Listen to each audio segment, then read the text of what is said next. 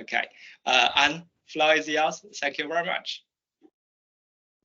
Okay, thank you very much, Kishang. And thank you for inviting me to be the first Christmas speaker. I wasn't quite sure how serious we took Christmas webinars, but I thought I'd just put my Christmas hat on briefly and wish you all a Merry Christmas before we start.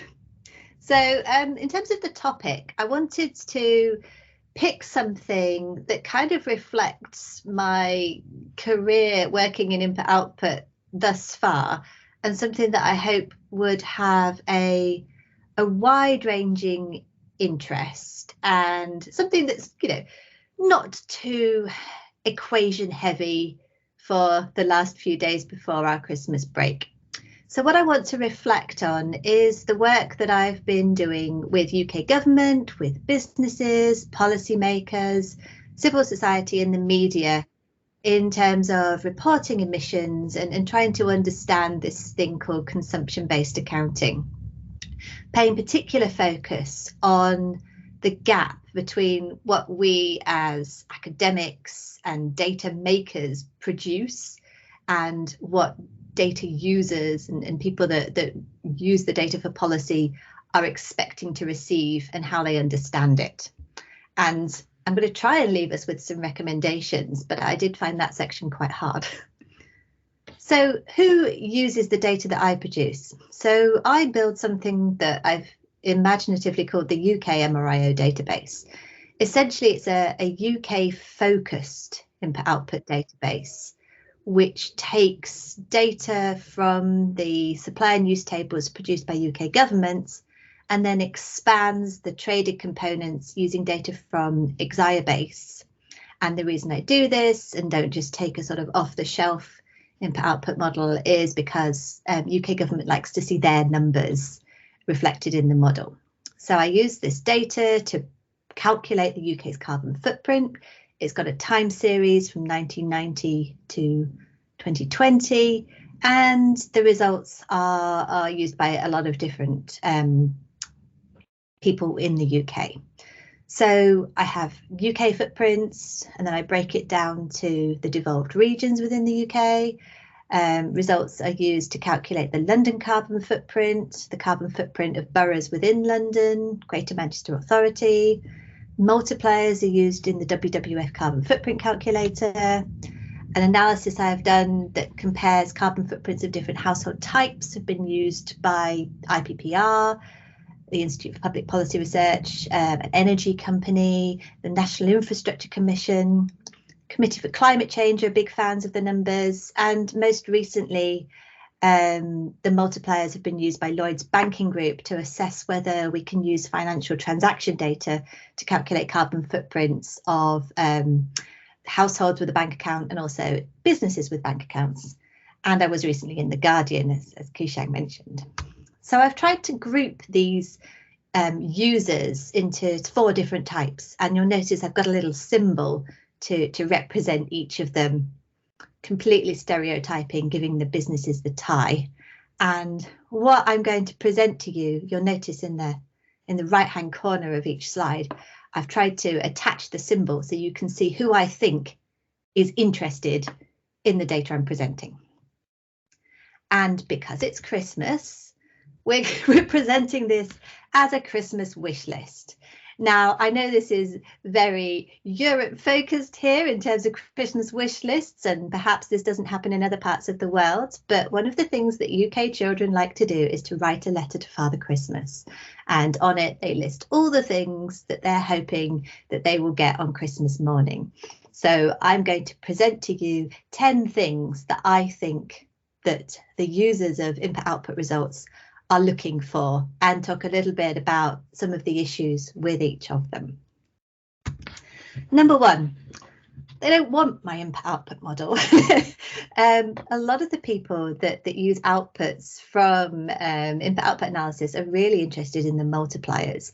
So they want to know how many kilograms of carbon are associated with a pound or a euro or a dollar's spend on a particular consumption item.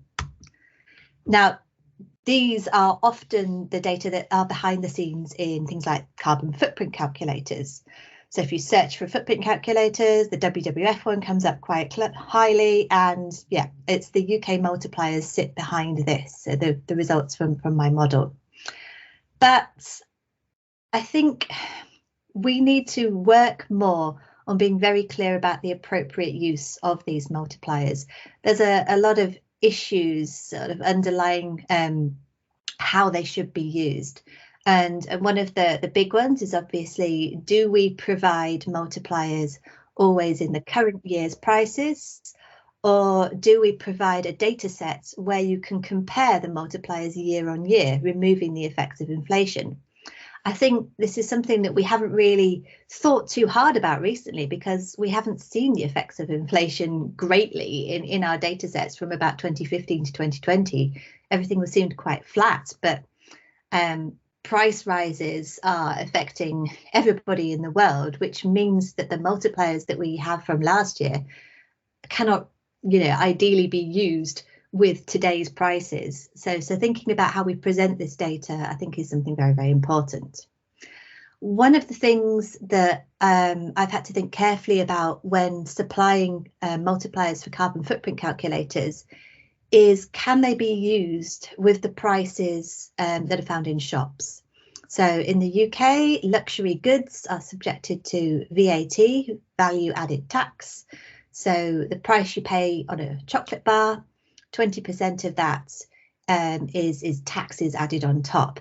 Now, if we were to take multipliers directly out of input-output models, they would not include this, and so you would be overestimating using the price that you see in the shop. So one of the things I try and do is to try and include VAT in that multiplier, so that you can use the multiplier with the sorts of prices that households are thinking about paying. So I think that's quite an important thing to consider. Other classic input-output problems, we assume price is a proxy for volume. So if you buy a t-shirt for £20, it gets half the impact of a t-shirt that you've bought for £40, when we all know that probably it doesn't actually have that double impact. So again, things to be careful about, and things to try and help communicate to the people that are users of this data. Another problem that I hadn't quite anticipated, but came into play quite recently when I was working with Lloyds Bank. They want to use multipliers to assess the carbon footprints of businesses, because they have business transaction data. And we've had huge problems when it comes to trying to assess the impact of farming.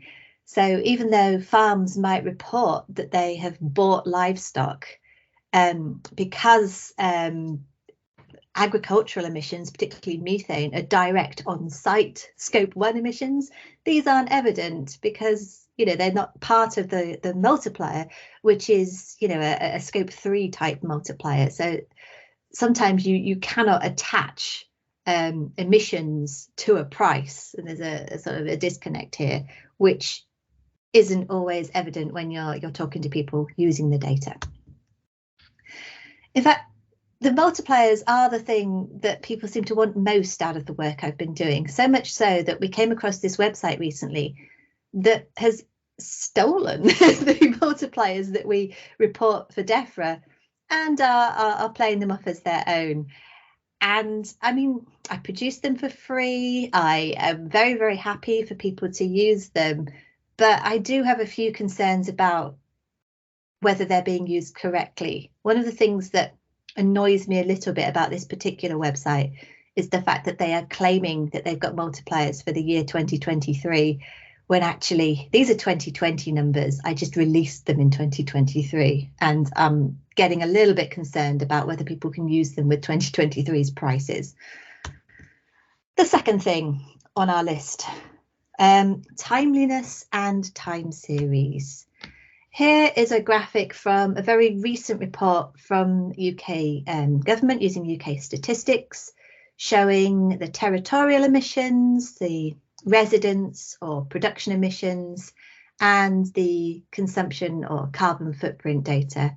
And you'll see ours stops before the others do. There's always a lag on this type of data. I mean, I think we are particularly ahead in the UK in that we are reporting data with just a 3-year lag, and in some countries it's even more, but it's not keeping pace with the latest data sets, and we are always reliant on the economic data in terms of the supply and use tables sort of catching up. And yeah, I'm always getting asked as to whether I can make predictions or try and nowcast the data. But then once we get the data, we find that it needs a little bit of correction. So timeliness is an issue. Time series is also something that people are very keen to see. They want to see direction of travel. They want to see how we're improving. And they also want to tie it into when particular targets were started. And a lot of the climate change targets seem to use 1990 as a base year. And we've struggled to try and backcast our data to 1990 because there was a massive change in the way the supply and use tables were produced in the mid-90s. So I was a bit cautious about presenting the results that go back to 1990 because of this. Number 3, consistency. Now, I love this chart. I think this shows science, it shows improvement, it shows learning. What it shows is for the past 12 years, I've been calculating the UK's carbon footprint and how my estimates have changed because the data's improved. And I've got better at it as well. I've made the model. I've made improvements to the model. But policymakers love that I'm doing something better and I'm improving the methodology, but they don't particularly like the way the estimate has been jumping up and down. I mean, this is new science. We weren't able to do this 25 years ago. I think we have to accept that there is some experimentation. We are still refining the techniques that we use to do this, and so it's not going to be a particularly consistent set of results if we are allowing for model improvement year on year. I've talked a lot about this with people in a similar situation who report data to government, and maybe we should set up a system where we only make massive model improvements every 5 years. But for me, as an academic and a scientist, I don't like sitting on a model improvement that I think I can make. So fortunately, our partners in the UK are quite willing to accept a little bit of change. It's more when I'm reporting those results to businesses that they get a little bit more anxious about the massive changes that we see. But to be honest, I think maybe we need to move away from being able to report an exact number and think about direction of travel. You'll notice that the pattern in the numbers is very, very similar. It's just sort of shifting up and down the y-axis. So I don't think there's particular problems with the way we are describing how the impact has changed year on year. It's just that starting point that seems to be problematic. Another issue in consistency is obviously every year I remake the entire time series of data. And this means that I remake those multipliers that everybody's so keen on using. And I'm having a lot of issues in communicating the fact that if businesses are trying to reassess their carbon footprints and show a time series, that they have to replace the old multipliers each year. And they insist on using the multipliers that I used last year and then just adding the new ones into the list. And it's causing jumps and not smooth charts, and also a misunderstanding as to the nature of the impact of certain purchases. We've seen big improvements in the way that I deal with the mining sector in the UK, and the sort of footprint that comes out from coal from it, and using the old multipliers for 2019 and then just adding the 2020 figures on top doesn't reflect the actual nature of that business, which has maybe got slightly less efficient in 2020. Number 4, trusted, recognized source data. Now, this is why I have ended up using data from the ONS in combination with IIOA, is because the UK government wants to see their data in the model. And you end up with this kind of situation here. So this is a diagram of what the UK MRIO model looks like and how I've supplemented it with other data. So the green data is data that's directly produced by the UK's Office of National Statistics. The brown data is data that I have taken from IIOA and mapped onto the UK's sectors, because it's a different set of sectors. And then the red data is something I'm working on at the moment. I did used to take data from IIOA to fill in this bit, but I'm starting to look into whether looking at the trading goods data for the UK will give us a better estimate of what's actually going on here. So national government really likes their own data and wants to see it reflected in these models. Similarly, there are certain data sets that people seem to be more familiar with and more happy with. This model here tries to communicate how we move from territorial emissions, the emissions that people recognise, the emissions that are part of our reduction policies, the emissions that we report to the United Nations, how they link to the consumption emissions. And there seems to be a misunderstanding about this middle step, the fact that to work with input-output models, we have to produce what is sometimes called the production emissions, the emissions that sit underneath those industry sectors. And it's not a direct mapping from territorial to production. There are certain things which are added in and certain things which are removed. And the UK is a very complicated situation because we have to remove certain the emissions from certain islands, like the island of Guernsey, and we remove the land use and land use change emissions, and then we add in, certain other things to make it consistent.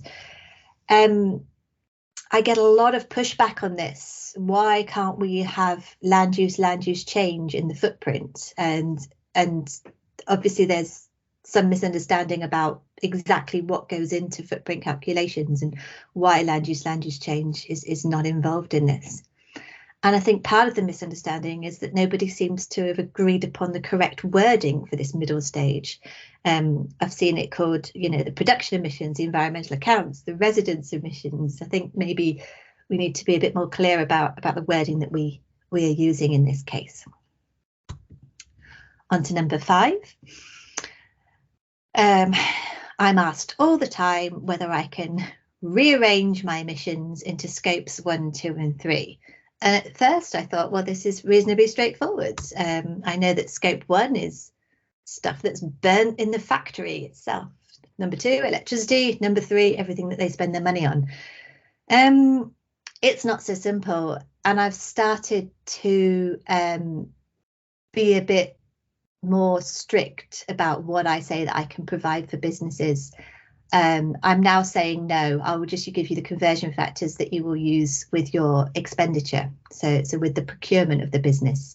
Scope 1 and 2, you can do yourselves based on the bills and based on the activities of the business. I don't think it's appropriate to use spend on electricity for business scope 2 footprints because different businesses pay different rates for electricity. I think it's much more accurate if they just take their kilowatt hour usage. And then back to that agriculture problem, it's not really possible to calculate scope 1 emissions for a business if all you have is expenditure data. You need to know the operations of the business. So I think we can help and recommend that scope 3 is something we can do, but scopes 1 and 2 perhaps need a little bit of a different approach. Number 6, don't worry, there are only 10. I want to talk about what people want after they get a national carbon footprint figure. Well, people want to break it down to look at smaller areas within the country. Now, the chart I'm showing is something I'm quite proud of. Last year, I launched a website which shows the consumption emissions for every municipality in the United Kingdom. And I've displayed Glasgow, a city that those of us in input output know and love. And so you can see how Glasgow City compares to the country of Scotland and compares to the UK, and comparing it on a per capita basis. Now, there are two ways in which you can break country-based consumption-based emissions down to smaller geographies within the country. And the method that I have chosen for this particular project just disaggregates the final demand vector. So all I know is how people in Glasgow spend differently from the average person in the UK. This is a reasonably straightforward thing to do in terms of calculations, but the disadvantages are that I am assuming that the person living in Glasgow has the same basket of goods in terms of where the goods come from as the average person in the UK. So I'm assuming that if, I don't know, 80% of our clothing comes from abroad, that the same proportion is seen in Glasgow as the rest of the UK, that there aren't sort of biases towards buying things from certain countries. I'm also assuming that the multiplier is the same regardless of where you live in the country. And I think for a lot of products, this is a reasonable assumption. I think a loaf of bread that you buy in London is probably made no differently to a loaf of bread that you buy in Glasgow. But probably the same cannot be said for electricity. Scotland is the source of most of the renewable power produced in the UK. So yeah, electricity from Scotland is probably an awful lot greener than electricity from York.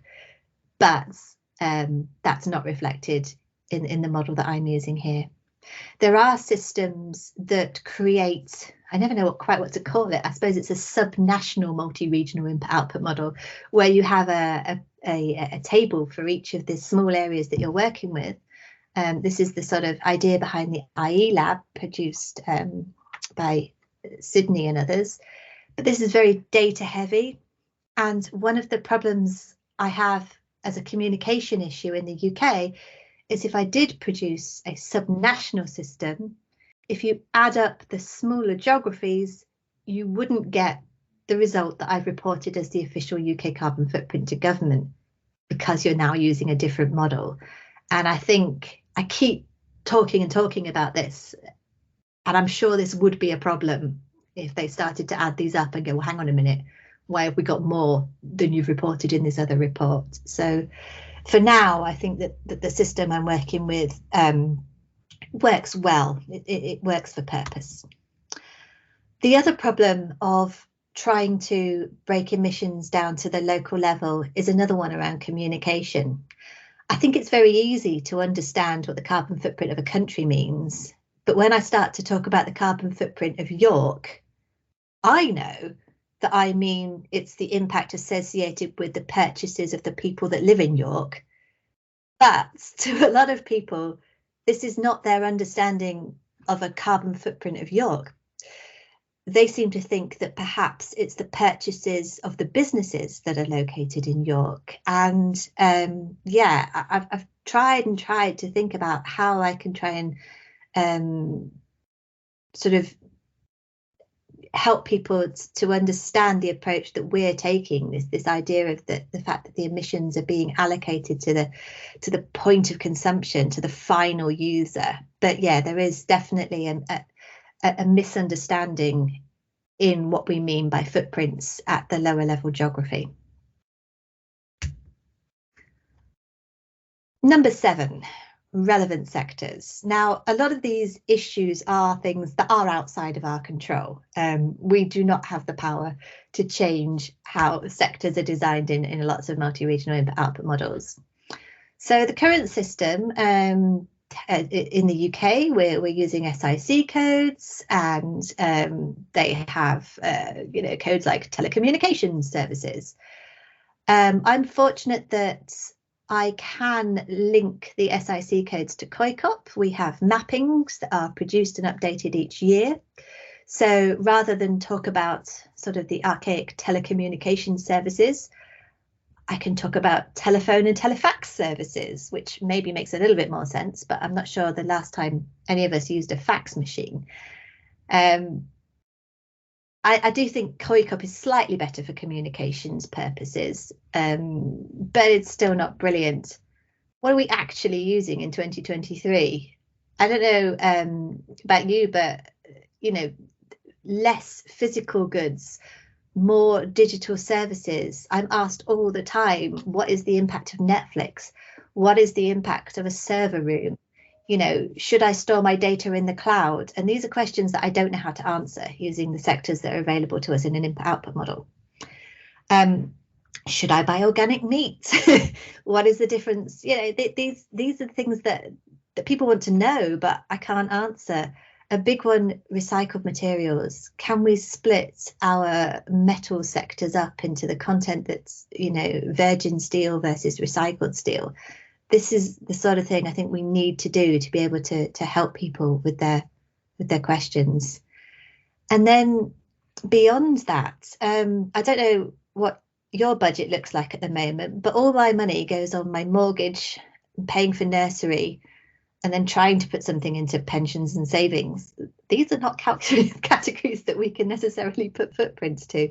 Do we need to think about trying to, I don't know, endogenize capital or things that can allow us to talk about the impact of wealth? I think, again, these are questions that I'd like to see us explore. 8. Sector level analyses. This one comes out of a quick conversation I had quite recently with UK government, where they said to me, Anne, what is the impact of construction in the UK in terms of its carbon emissions? And on the surface, I thought this was quite a straightforward question.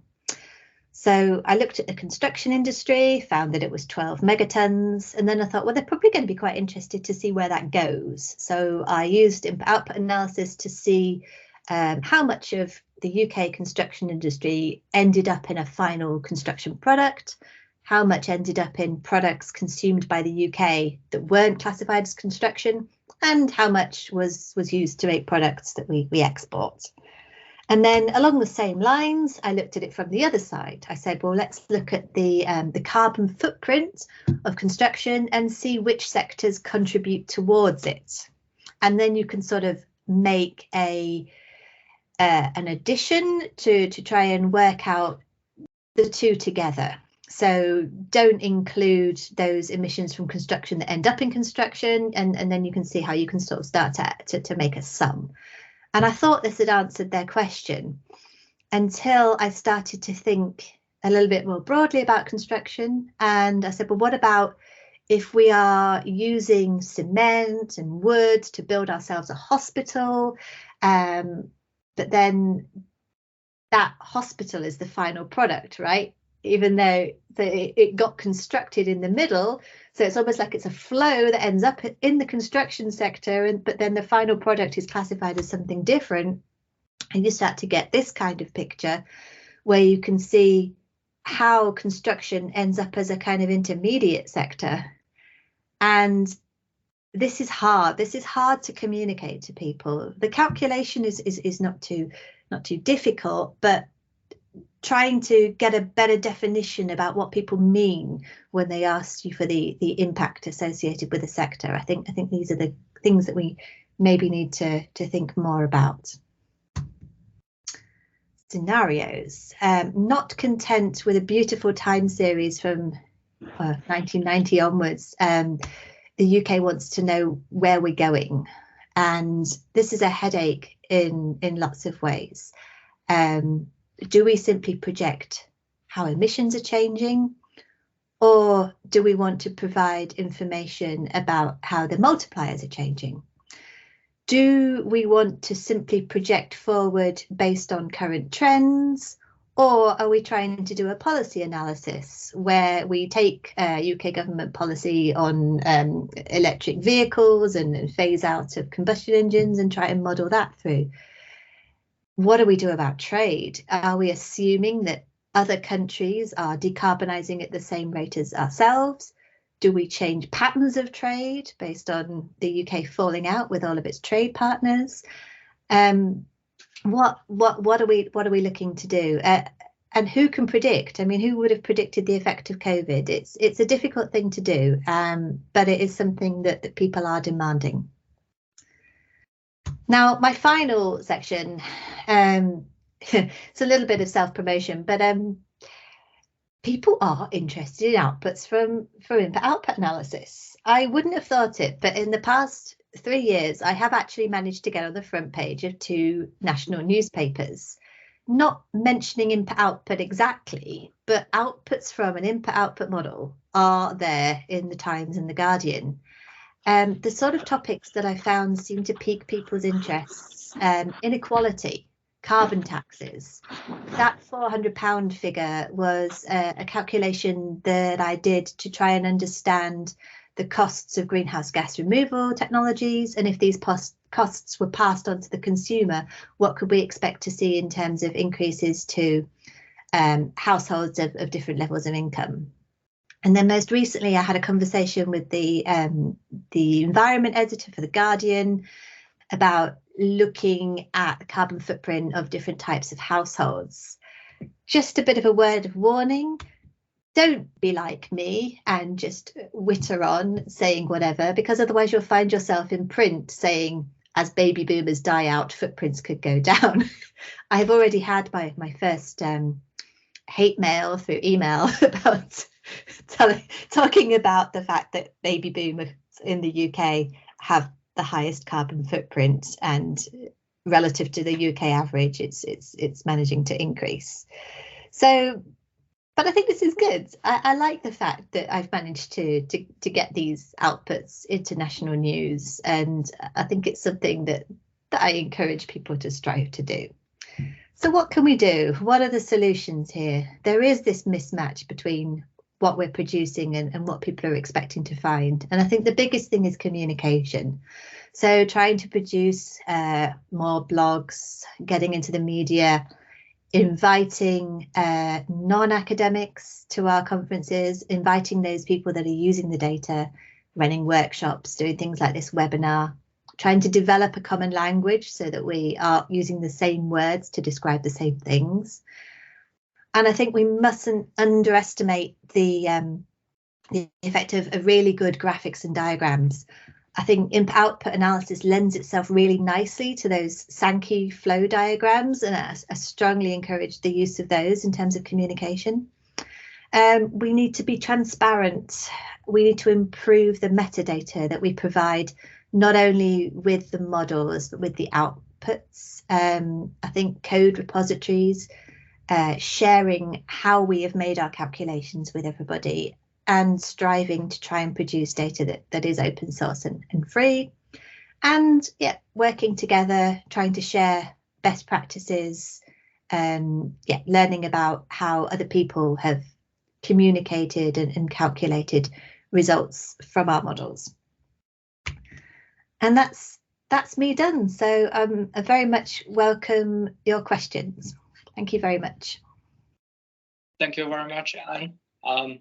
This is very inspiring. Particular, a lot of time we try to hide the limitations, and here the transparency is the key. I think that to make certainly the model or the analysis more popular if we could tackle that part, and particular many issues you identified here.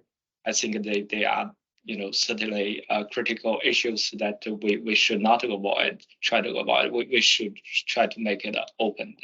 Thank you very much for all the efforts.